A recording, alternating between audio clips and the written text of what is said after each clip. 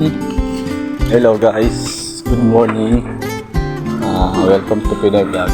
So, this morning, ang topic natin yung mga nagaganap na mga project ng government natin na kung tawagin tupad. Yan. Pero itong binibidyo natin na to, printer yan. Yan, kitchong yan. Business niya yan, small business. Yung mga naghahanap sa inyo ng mga printer, hindi ko pupunta 24/8. Legit po yan. Aliwaan po ang bigayan yan. Hindi katulad ng iba, payment first before delivery. Walang ganun. Ito na po tayo. Diretso na po tayo sa ating topic na regarding dun sa sinabi natin na bagong project na ang government natin ngayon na tawagin ay tupad. Yun, ang dami tumutupad. Kosa! Ikaw, tumupad ka na ba?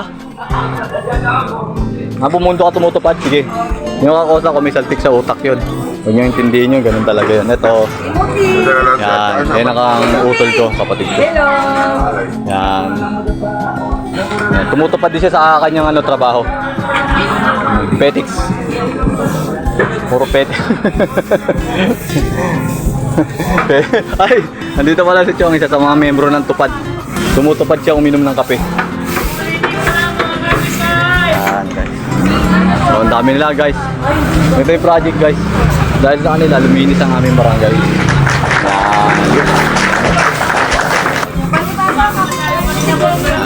Yan isa.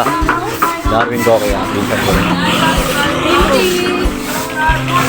Yan. Ay, si Ate Abik. Ha? Open. Si Master. Yan. Ito si Master Abik.